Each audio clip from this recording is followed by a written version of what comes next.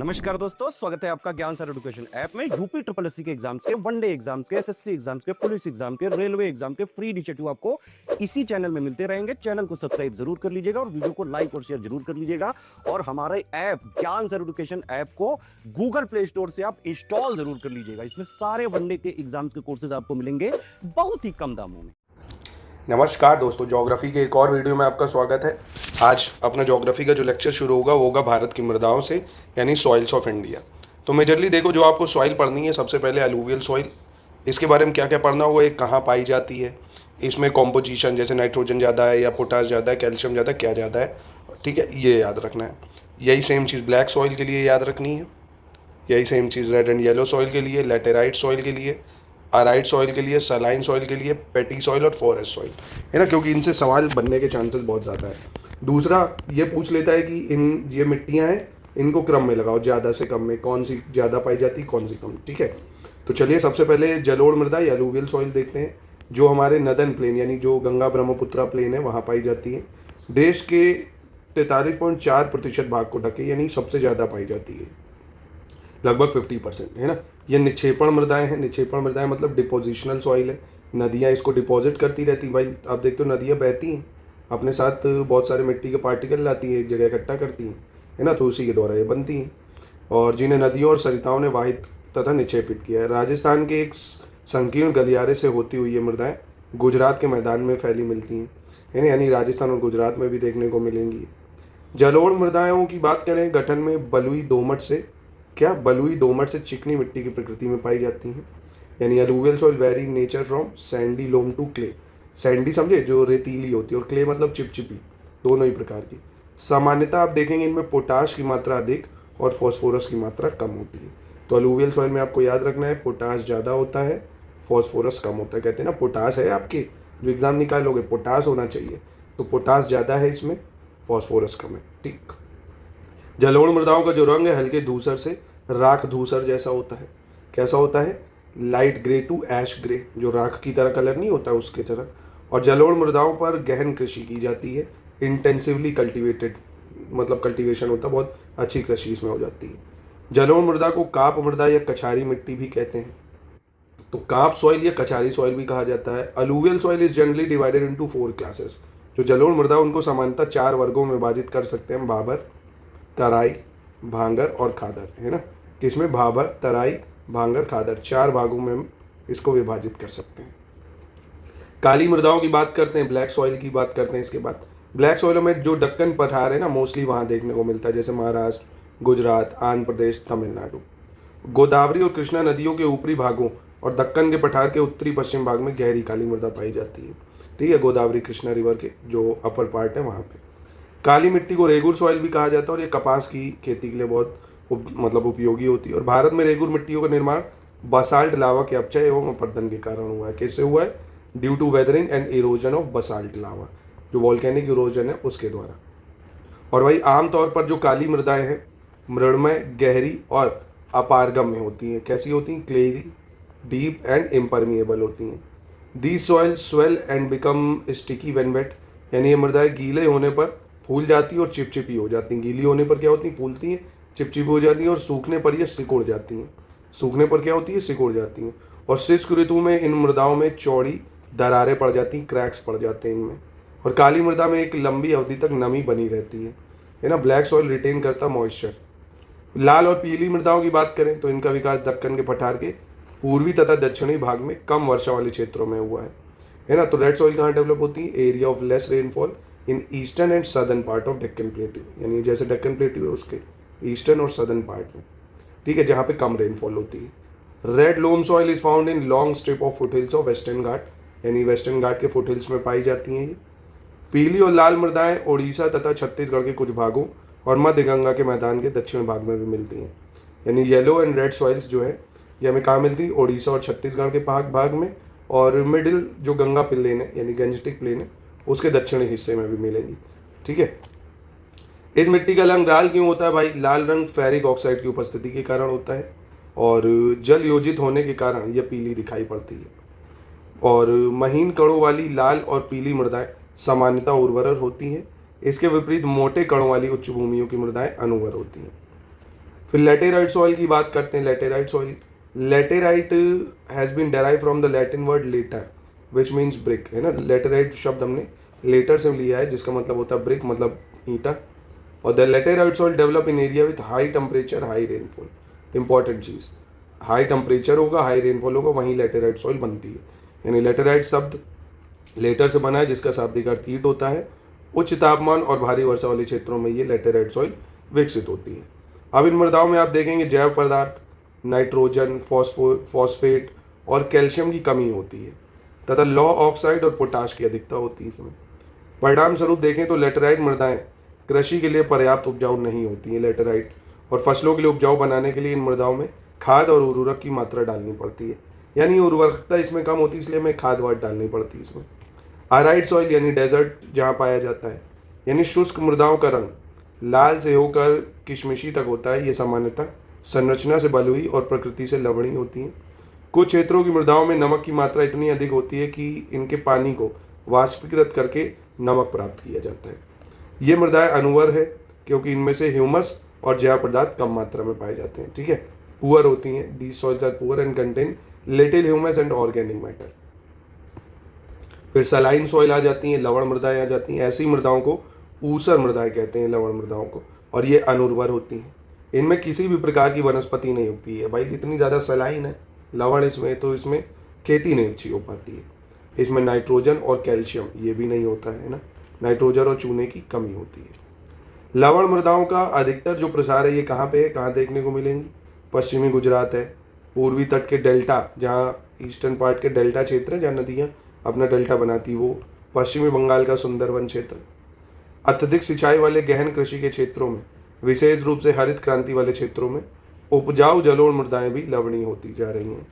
ठीक है, यानी जहाँ पे भी इंटेंसिव कल्टीवेशन हो रहा है, एक्सेसिव इरीगेशन हो रहा है, वहाँ पे मृदाएं कैसी होती जा रही हैं? लवणीय, यानी सलाइन सॉइल होती जा रही हैं। फिर पीटमय मृदा या पेटी सॉइल की बात करें, यह मृदाएं भारी वर्षा और उच्च आर्द्रता से युक्त उन क्षेत्रों में पाई जाती हैं जहाँ वनस्पति की वृद्धि अच्छी हो। They are found in the area of heavy rainfall and high humidity where there is a good growth of vegetation. ठीक है, और अतः इन क्षेत्रों में मृत जैव पदार्थ बड़ी मात्रा में इकट्ठे होते हैं, मतलब जो डेड ऑर्गेनिक मैटर होते हैं वो अच्छी मात्रा में इकट्ठा होते हैं, जो मृदा को ह्यूमस और पर्याप्त मात्रा में जैव तत्व प्रदान करते हैं। Rich humus and organic content देते हैं सॉइल को। फिर ये मृदाएं जो है सामान्यतः गाढ़े और काले रंग की होती हैं। अनेक स्थानों पर ये क्षारीय भी हैं। कैसी हैं? क्षारीय हैं। और ये मृदाएं अधिकतर बिहार के उत्तरी भाग, उत्तरांचल के दक्षिणी भाग, पश्चिमी बंगाल के तटीय क्षेत्रों, उड़ीसा और तमिलनाडु में पाई जाती हैं। कहाँ पे देख सकते हो आप? बिहार, पश्चिम बंगाल, उड़ीसा, तमिलनाडु। फॉरेस्ट सॉइल, जहाँ जहाँ जंगल होंगे भाई, हिमालय के नॉर्थ साइड पे कह सकते हो, यानी जो हिमालयी क्षेत्र है। इन मृदाओं का निर्माण पर्वतीय पर्यावरण में होता है और इस पर्यावरण में परिवर्तन के अनुसार मृदाओं का गठन और संरचना बदलती रहती है। These soil formed in mountainous environments. In the snow-covered area of the Himalayas, these soils are exposed and are acidic and low in humus.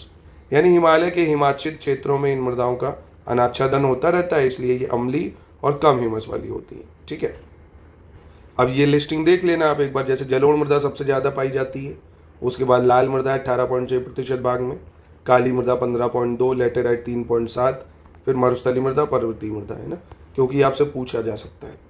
जलोढ़ मृदाओं में आप देखोगे पोटाश और चूने की प्रचुरता होती है। लाल मृदा में लौह तत्वों की प्रचुरता होती है। काली मृदा में पोटाश, चूना, मैग्नीशियम की प्रचुरता है। लैटेराइट में लोहा और एल्युमिनियम की प्रचुरता है। मरुस्थली मृदा में लवण और फॉस्फोरस की प्रचुरता है। पर्वतीय मृदा में पोटाश और फॉस्फोरस की प्रचुरता है। ठीक है, फिर आता है सॉइल इरोजन या मृदा अपर्दन। सॉइल इरोजन क्या होता है? देखो आप देखोगे मिट्टी पड़ी है कहीं, पानी से लगातार कटाव होता रहता है तो वो हटती रहती है, इरोड होती रहती है ना। यानी the destruction of soil cover is described as soil erosion. यदि मृदा के आवरण का विनाश मृदा अपर्दन कहलाता है।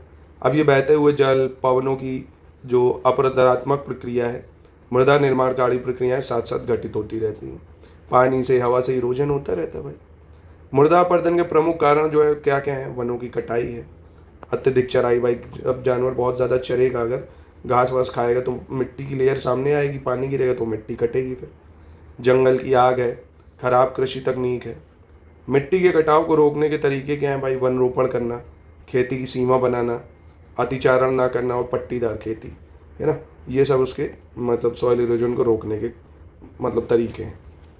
भारत में मृदा अपरदन से सर्वाधिक प्रभावित क्षेत्र कौन कौन से, जैसे चंबल और यमुना नदियों की जो उत्खात भूमि क्षेत्र है वो, पश्चिमी हिमालय का गिरिपति क्षेत्र वो, छोटा नागपुर पठार है, ताप्ती से साबरमती घाटी तक का क्षेत्र है, महाराष्ट्र का काली मिट्टी क्षेत्र है, हरियाणा है, राजस्थान है, गुजरात के शुष्क क्षेत्र है, ये सब। मृदा अपरदन के प्रकार की बात करें अगर तो मृदा अपरदन के कारण होने वाली प्राकृतिक प्रक्रिया के आधार पर विभिन्न प्रकार के मृदा अपरदन होते हैं भाई, बहुत सारे। एक तो होता है रेन ड्रॉप या स्प्लैश इरोजन जिसको कहते हैं, यानी बूंदाघात या आसफाल अपरदन। वर्षा की बूंदों या छींटों के कटाव में मिट्टी की सतह पर गिरने वाली बारिश की बूंदों के प्रभाव के कारण जो कटाव होता है। शीट इरोजन, जो पूरी पूरी आप देखोगे मिट्टी की परत हटती जाती है, यानी परत अपरदन में पानी की एक बड़ी लहर ढलान के नीचे बड़े क्षेत्रों पर परत के रूप में जो बहती है, और यह आमतौर पर भारी बारिश के बाद समतल भूमि पर होता है, ठीक है। फिर रिल अपरदन क्या होता है, रिल इरोजन, जो हल्का हल्का गली टाइप का बनाता है, ऐसे हल्की हल्की बूंद बूंद काटता है।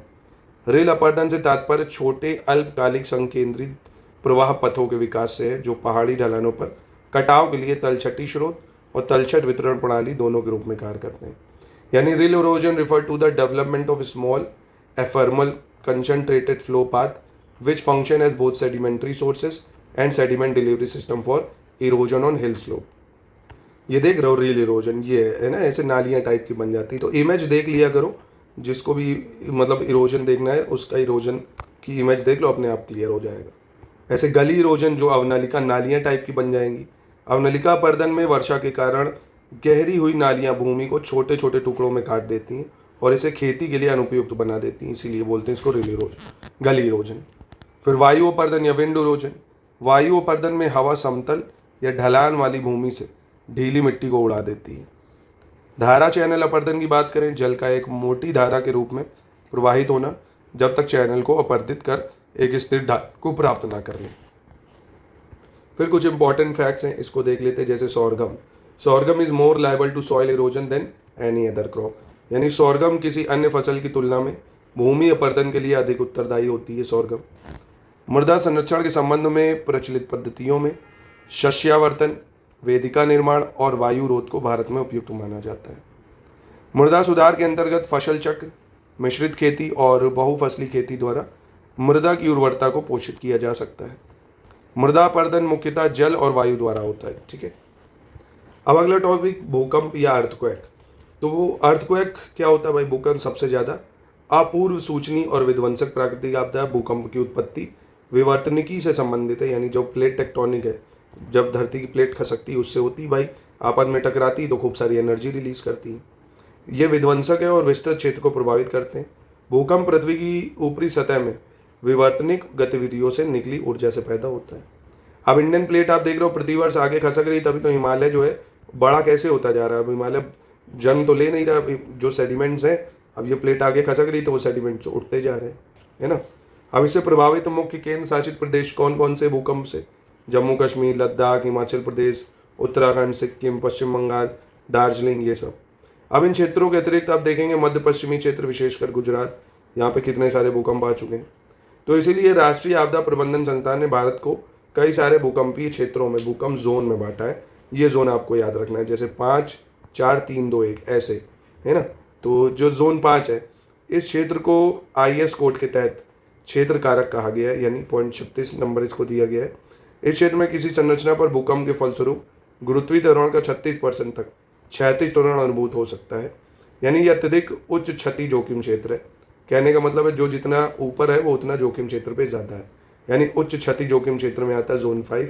तो आप ऐसे समझ सकते हो जहाँ पे पर्वत हैं बहुत सारे, है ना, बहुत सारे माउंटेन है वो, जैसे हिमाचल है, उत्तराखंड, जम्मू कश्मीर, ये सब। और फिर जोन 4 जैसे दिल्ली है ना, और गंगा मैदान क्षेत्र है जो गुजरात वगैरह, महाराष्ट्र का कोयना क्षेत्र है, सिक्किम वगैरह, ये सब इसमें आ जाते हैं।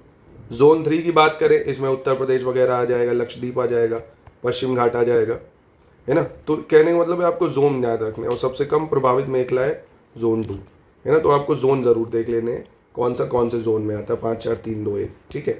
तो ऑब्वियसली जहाँ पे भाई जो ये पेनिनसुलर एरिया है ये बहुत ज़्यादा स्टेबल है, तो यहाँ पे भूकंप कम आएगा। पर्वतीय क्षेत्रों में ज़्यादा आएगा, गुजरात वगैरह में ज़्यादा आएगा, नॉर्थ में ज़्यादा आएगा, ठीक है। ऐसे फिर सुनामी, भूकंप के कारण सुनामी भी आ जाती है कई बार। अब समुद्रों के अंदर जो भूकंप आएगा उससे सुनामी आ जाएगी, है ना। यानी भूकंप और ज्वालामुखी से महासागरीय धरातल में अचानक हलचल पैदा होती है और महासागरीय जल का अचानक विस्थापन होता है। परिणाम स्वरूप ऊर्ध्वाधर ऊंची तरंगें पैदा होती हैं जिन्हें सुनामी या भूकंप लहरें कहते हैं। यानी earthquake and volcanic eruption that causes the sea floor to move abruptly. अब पानी के अंदर भाई हलचल पैदा होगी, उसकी वजह से आएगा ये। सुनामी आमतौर पर प्रशांत महासागरीय तट पर यानी पैसिफिक जो रिंग ऑफ फायर है, जिसमें जैसे अलास्का है, जापान है, फिलीपींस है, दक्षिण पूर्व एशिया के दूसरे द्वीप है, इंडोनेशिया है, मलेशिया है, हिंद महासागर, म्यांमार, श्रीलंका और भारत के तटीय भागों में ज़्यादातर आती है। फिर आता है ट्रॉपिकल साइक्लोन, बहुत इंपॉर्टेंट है, इससे स्टेटमेंट में सवाल बन जाता है। Tropical cyclone intensive low pressure area confined to the area lying between 30 degree north to 30 degree south latitude. यानी जो उष्णकटिबंधीय चक्रवात है, कम दबाव वाले, क्या बोला मैंने, कम दबाव, लो प्रेशर होता है 30 डिग्री उत्तर से 30 डिग्री दक्षिण अक्षांशों के मध्य, और यह आमतौर पर 500 से 1000 किलोमीटर क्षेत्र में फैला होता है, ऊंचाई 12 से 14 किलोमीटर होती है। दूसरा, ट्रॉपिकल साइक्लोन और hurricane is like a heat engine that is energised by the release of latent heat on account of the condensation of moisture. यानी उष्णकटिबंधीय चक्रवात या प्रवंजन एक उष्मा इंजन की तरह होते हैं जिसे ऊर्जा प्राप्ति समुद्र सतह से प्राप्त जलवाष्प की संघनन प्रक्रिया में छोड़ी गई गुप्त उष्मा से होती है ना। तो यानी यहाँ पे लो प्रेशर होता है, ठीक है। आगे आप देख पा रहे होंगे लगातार और पर्याप्त मात्रा में उष्ण व आर्द्र वायु की सतत उपलब्धता, जिससे बहुत बड़ी मात्रा में गुप्त उष्मा निमुक्त होती है। तीव्र कोरियोलिस बल जो केंद्र के निम्न वायु दाब को भरने ना दे, उसकी वजह से भी कोरियोलिस फोर्स जो है ये लो प्रेशर काम करता है सेंटर में, तो ये और तेजी से घूमता है। क्षोभ मंडल में अस्थिरता यानी unstable condition through the troposphere that create local disturbance around which a cyclone develop. ये कारण है साइक्लोन के डेवलप होने का, है ना। मजबूत ऊर्ध्वाधर वायु फॉन की अनुपस्थिति यानी absence of strong vertical wind, इसकी वजह से भी आता है, ठीक है। अब ये बाढ़ तो आप लिख ही लोगे आराम से कि दूसरी प्राकृतिक आपदाओं की तुलना में बाढ़ आने के कारण जाने पहचाने होते हैं भाई। बाढ़ आमतौर पर अचानक नहीं आती है, विशेष क्षेत्रों में ऋतु में आती है भाई। बहुत ज़्यादा अगर मानसून आ गया हो, नदियों में पानी बढ़ गया, उसके कारण, है ना। आप देखोगे कुछ क्षेत्रों में बाढ़ आती रहती है, जैसे बिहार में आती रहेगी, है ना। कोसी में नदी में बहुत आती है, दामोदर नदी में बहुत आती है। तो असम के ब्रह्मपुत्र तटीय, गंगा तटीय मैदान, कावेरी बसिन का निचला हिस्सा, यहाँ सब बाढ़ से प्रभावित ज़्यादा रहता है। अब यही बाढ़ का उल्टा सूखा हो जाता है, ऐसी स्थिति लंबे समय तक कम वर्षा होती है, अत्यधिक वाष्पीकरण होगा, जलाशयों और भूमिगत जलों का अत्यधिक प्रयोग से भूतल में जल का कमी हो जाना भाई, ग्राउंड वाटर, तो ड्रॉट की स्थिति में आ जाता है। सिंपल सी चीज़ है ये तो। अभी कुछ महत्वपूर्ण तथ्य, जैसे 26 दिसंबर 2004 की सुनामी के जवाब में भारत सरकार ने पृथ्वी विज्ञान मंत्रालय के तहत भारतीय राष्ट्रीय महासागर सूचना सेवा केंद्र हैदराबाद में भारतीय सुनामी प्रारंभिक चेतावनी केंद्र इसकी स्थापना की है, और यह अक्टूबर 2007 से संचालन में। बहुत इंपॉर्टेंट है, याद रखिएगा, पूछ सकता है गवर्नमेंट ने कहाँ पे सुनामी अर्ली वार्निंग सेंटर बनाया है, तो हैदराबाद में। और 26 दिसंबर 2004 को हिंद महासागर में आए सुनामी द्वारा भारत का कोरोमंडल तट सर्वाधिक प्रभावित हुआ था। कौन सा? कोरोमंडल कोस्ट। भारतीय मौसम विज्ञान, जिसका मुख्यालय नई दिल्ली में है, इसकी स्थापना कब हुई थी? इंडियन मेट्रोलॉजिकल डिपार्टमेंट की 1875 में, और यह पृथ्वी विज्ञान मंत्रालय के अधीन आता है। किसके अंतर्गत आता है? मिनिस्ट्री ऑफ अर्थ साइंस के अंतर्गत। और राष्ट्रीय आपदा प्रबंधन प्राधिकरण भारत में आपदा प्रबंधन के लिए शीर्ष वैज्ञानिक निकाय है। इसका औपचारिक रूप से गठन कब हुआ? 27 सितंबर 2006 को आपदा प्रबंधन अधिनियम 2005 के तहत हुआ है इसका गठन, जिसमें प्रधानमंत्री अध्यक्ष और 9 अन्य सदस्य होंगे। ये जरूर याद रखना, अध्यक्ष होता है प्रधानमंत्री, 9 अन्य सदस्य होते हैं। भूकंप आने से पहले वायुमंडल में रेडॉन गैस की मात्रा में वृद्धि हो जाती है। ये बहुत इंपॉर्टेंट है, याद रखना। जब भी भूकंप आएगा उससे पहले वायुमंडल में रेडॉन गैस बढ़ जाती है, अतः रेडॉन गैस की मात्रा में वृद्धि उस क्षेत्र विशेष में भूकंप आने का संकेत देती है। जैसे ही रेडॉन गैस की मात्रा बढ़ेगी यानी भूकंप आने वाला है उस क्षेत्र में। सीस्मोग्राफ भूकंपी तरंगों को रिकॉर्ड करने के लिए उपयोग किया जाने वाला उपकरण है। Seismograph is an instrument used to record seismic waves. और रिक्टर स्केल का उपयोग चारी भूकंपीय ऊर्जा की मात्रा के आधार पर भूकंप के पूर्ण परिणाम के पैमाने को मापने के लिए किया जाता है। मर्कली स्केल भूकंप की तीव्रता को विनाश की मात्रा के आधार पर मापता है। यानी आसान शब्दों में कहें तो Richter scale is used to measure the scale of absolute magnitude, की कितना अर्थक्वेक आया है। और वहीं Mercalli scale measure the intensity of an earthquake, ठीक है, इंटेंसिटी की कितना खतरनाक है, उसकी क्षमता क्या है, इंटेंसिटी क्या है, वीक है मतलब कमज़ोर है या तेज़ है, और मैग्नीट्यूड मतलब नंबर बताता है कि 10 है, 7 है, 6 है, कितने नंबर बताता है वो रिक्टर स्केल बताता है, ठीक है। तो यहीं पे करते हैं इसकी समाप्ति। आई होप आपको मज़ा आया होगा आज का भी लेक्चर पढ़ के। तो बहुत ही जल्द हम लोग संपूर्ण ज्योग्राफी खत्म कर लेंगे, उसके बाद वर्ल्ड ज्योग्राफी शुरू करेंगे, या आपको MCQ भी मैं 1000 प्रैक्टिस कराऊंगा।